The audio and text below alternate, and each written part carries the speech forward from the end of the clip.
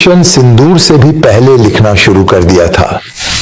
चीनियों ने खुद को लगभग वहीं स्थापित कर लिया है जहां सिकंदर 326 ईसा पूर्व में था, जब उसे वापस लौटना पड़ा था। अब हमारे पास दो मोर्चे नहीं हैं, हमारे पास एक ही मोर्चा है, इस मायने में कि चीन और पाकिस्तान दोनों यानी चिन पाक सिंधु के उस पार हैं, और इसलिए हमें दो मोर्चों से नहीं निपटना है।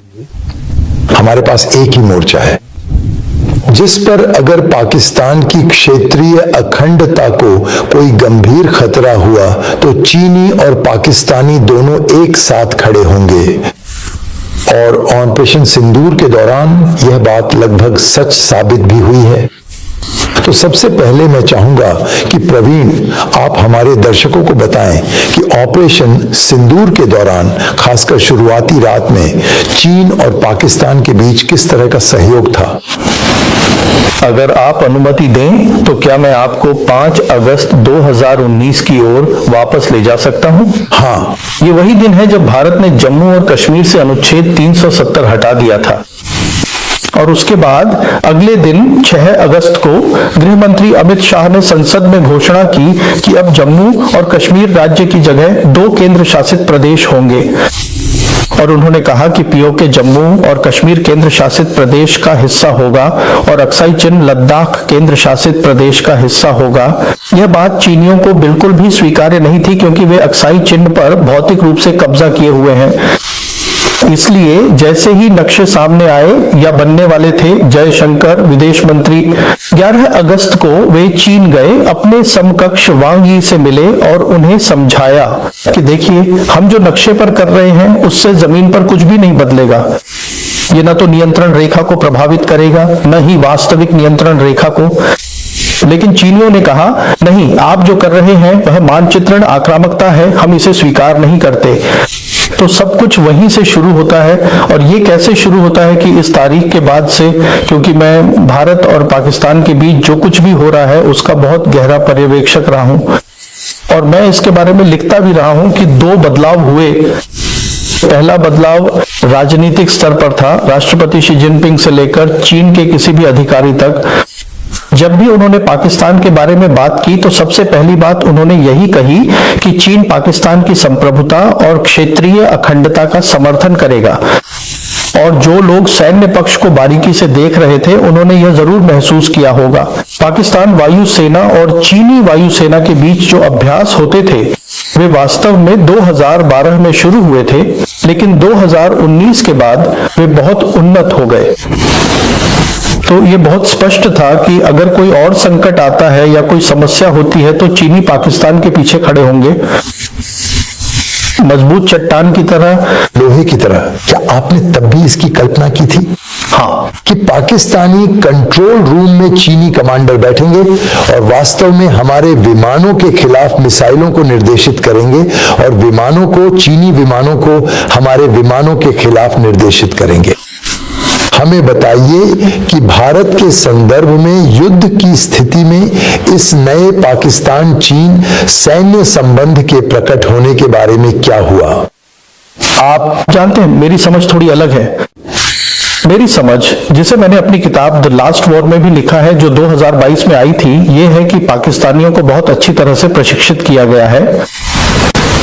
और मेरा मानना है कि पाकिस्तान एयरफोर्स अच्छी ट्रेनिंग, उपकरणों और उन उन्नत अभ्यासों की वजह से जो उन्होंने साथ में किए हैं, इतनी सक्षम है कि वे सब कुछ खुद ही कर सकते हैं।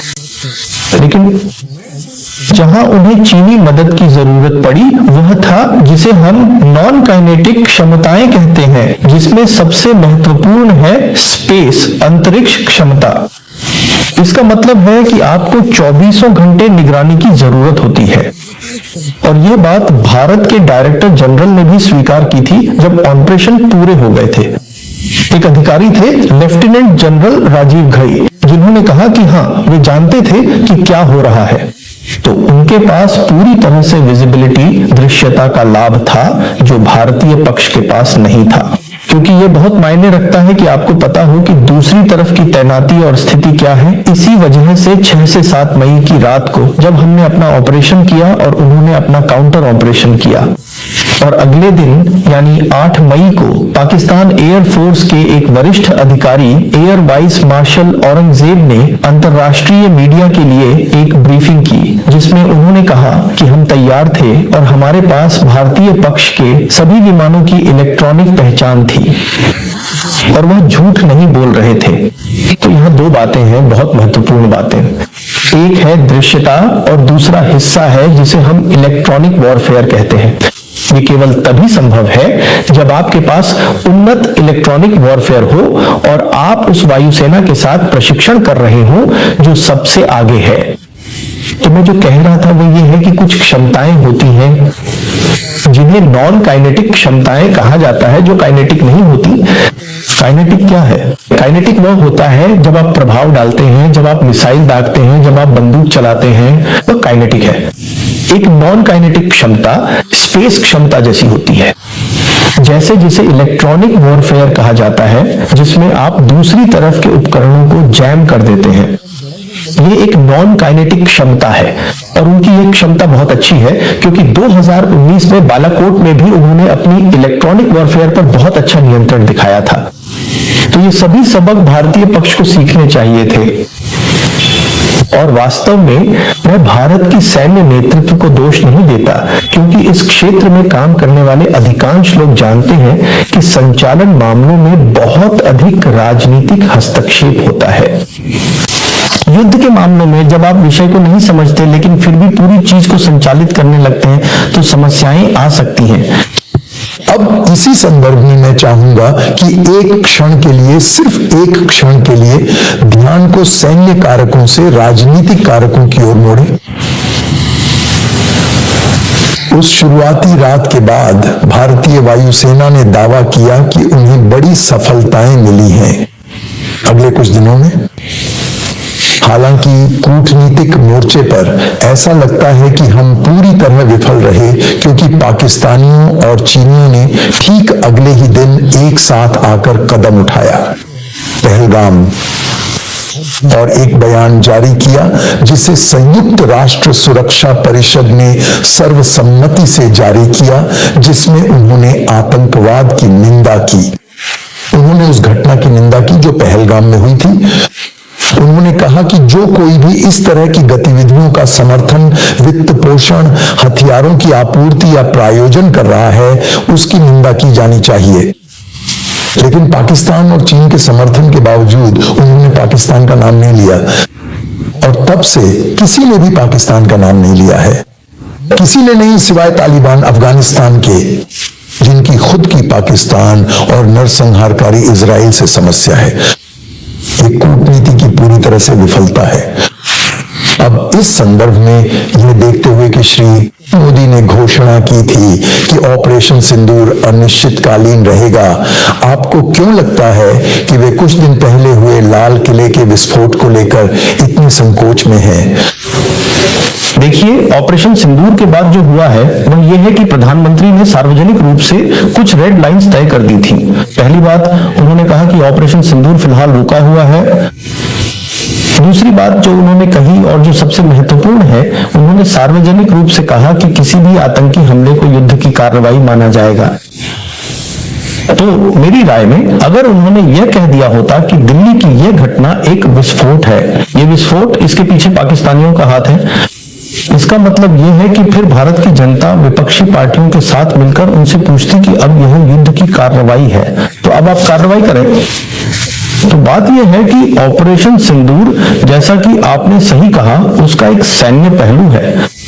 दूसरी बड़ी बात जो हुई है जिसे लोग समझ नहीं पा रहे हैं वह यह है, पाकिस्तान की अंतर्राष्ट्रीय छवि काफी बढ़ गई है और इसके पीछे एक कारण है।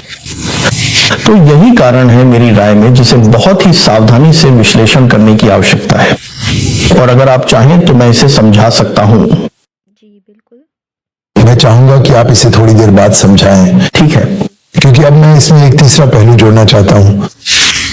जब से ट्रंप प्रशासन द्वारा संयुक्त राज्य अमेरिका की राष्ट्रीय सुरक्षा रणनीति की घोषणा की गई है, मुझे ऐसा लगता है कि अब यह केवल चिन पैक नहीं रह गया है, बल्कि टिन पैक, हम यानी चीन, पाकिस्तान और संयुक्त राज्य अमेरिका जो एक तरह से एक साथ हैं, एक ऐसी इकाई के रूप में जो हमारे किसी भी सैन्य कार्रवाई का विरोध करेगी। और मैं ऐसा क्यों कह रहा हूं? सिर्फ इसलिए नहीं कि राष्ट्रीय सुरक्षा रणनीति में क्या लिखा है जिसे आप हमें समझाएंगे, बल्कि इसलिए भी क्योंकि श्री ट्रंप भारत से खास तौर पर नाराज नजर आते हैं। इसलिए कि भारत ने यह स्वीकार नहीं किया कि युद्ध विराम में मध्यस्थता उन्हीं ने की थी। और यही मूल कारण है कि अमेरिका में पाकिस्तान की प्रोफाइल को बढ़ाया गया है, वहीं दूसरी ओर भारतीय प्रोफाइल को घटा दिया गया है। तो हमें चिन-पाक अस यानी चीन, पाकिस्तान, अमेरिका के बारे में बताइए। ट्रंप प्रशासन की राष्ट्रीय सुरक्षा रणनीति के संदर्भ में 1971 के युद्ध के बाद से, जिसे प्रधानमंत्री इंदिरा गांधी ने किया था, और हमने एक नया राष्ट्र बांग्लादेश बनाया था। दुनिया का आकलन था कि पारंपरिक युद्ध लड़ने की भारत की क्षमताएं पाकिस्तान की सेना से बेहतर हैं। तो मेरे आकलन में ऑपरेशन सिंदूर के बाद वह आकलन गलत साबित हो गया। और यही कारण है कि 18 जून को फील्ड मार्शल असीम मुनीर, जो पहले ही खुद को जनरल से फील्ड मार्शल 5 स्टार बना चुके थे, उन्हें राष्ट्रपति ट्रंप द्वारा व्हाइट हाउस में लंच के लिए आमंत्रित किया गया था। अगर मैं बीच में हस्तक्षेप करूं श्रीमान, ट्रंप ने सार्वजनिक रूप से कहा है कि उनके पसंदीदा फील्ड मार्शल हैं मुनीर। देखिए, ये सब ऑपरेशन सिंदूर और उसके परिणाम की वजह से है। जैसा कि दुनिया ने समझा वही महत्वपूर्ण है। देखिए, जो हम समझते हैं वह सब घरेलू खपत के लिए है, लेकिन दुनिया ने जैसे इसे देखा उसी वजह से आज पाकिस्तान को अमेरिकियों से एक रणनीतिक भूमिका मिली है। और रणनीतिक भूमिका ये है कि ये राष्ट्रीय सुरक्षा रणनीति में वर्णित है और सब कुछ वहीं से निकलता है। नहीं, देखिए, राष्ट्रीय सुरक्षा रणनीति में वे सब कुछ नहीं लिखेंगे। मुख्य बात यह है कि जहां तक 3 देशों का सवाल है, राष्ट्रीय सुरक्षा रणनीति में यह बहुत सरल है कि चीन को सैन्य खतरे के रूप में नहीं बल्कि एक बड़े आर्थिक खतरे के रूप में पहचाना गया है, जो मुझे लगता है कि बहुत समझदारी की बात है। अमेरिका को आकर्षित करने के लिए अमेरिका, हाँ, जो कि बहुत समझदारी की बात है, लेकिन यह आगे विचार करने का विषय है। पर यह वही बिंदु है जिसे चीन के संदर्भ में राष्ट्रीय सुरक्षा रणनीति में रखा गया है, जो कि एक बड़ी बात है। किसकी राष्ट्रीय सुरक्षा नीति? यूएसए की। यूएसए की? नहीं, इसे राष्ट्रीय सुरक्षा रणनीति कहा जाता है। हाँ, तो ये एनएसएस है। हाँ, तो यह व्हाइट हाउस द्वारा जारी किया जाता है साल में एक बार। तो उन्होंने चीन को एक आर्थिक चुनौती के रूप में वर्णित किया है। माफ कीजिए, खतरा नहीं, आर्थिक चुनौती, यही सही शब्द है। कैस, क्योंकि मैंने आपको इस विषय पर सुना है तो मैं आपसे इसे दोहराने के लिए कह रहा हूं। हाँ, पाकिस्तान की शक्तिशाली सैन्य प्रोफाइल बढ़ जाती है क्योंकि उन्होंने ईरान को भी एक प्रमुख सैन्य खतरे के रूप में पहचाना है। हाँ, और इसलिए एनएसएस के तहत पाकिस्तान उनके लिए सैन्य दृष्टि से भारत की तुलना में अधिक मायने रखता है। देखिए, सबसे पहले जहां तक ईरान का सवाल है, पूरे राष्ट्रीय सुरक्षा रणनीति में मैं पश्चिमी गोलार्ध की बात नहीं कर रहा, वह पूरी तरह से अलग विषय है। हाँ, मैं हमारे क्षेत्र या वास्तव में बाकी दुनिया की बात कर रहा हूं। केवल एक देश को पूरी तरह से दुश्मन के रूप में पहचाना गया है और वह है ईरान, और ईरान की पाकिस्तान के साथ सटी हुई सीमा है। पाकिस्तानी और ईरानी एक दूसरे को समझते हैं। वे मुस्लिम राष्ट्र हैं और पाकिस्तान मध्य पूर्व को समझता है। अब राष्ट्रपति ट्रंप की आज की सबसे बड़ी समस्या यह है कि वह इजराइल के खिलाफ बहुत कम कर सकते हैं, क्योंकि अमेरिका में इजराइल लॉबी है।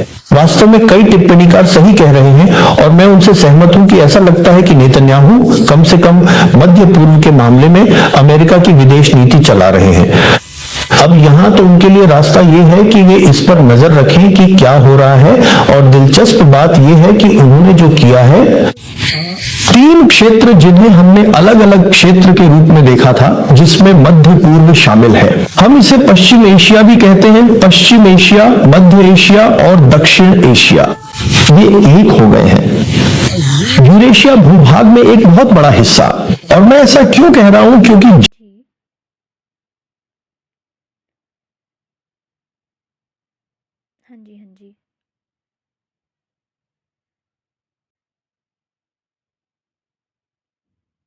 हाँ जी। जी।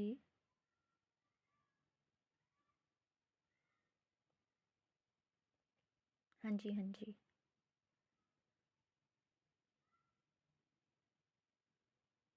बिल्कुल ऐसा ही है। जी, बिल्कुल। हाँ जी, हाँ जी। बिल्कुल।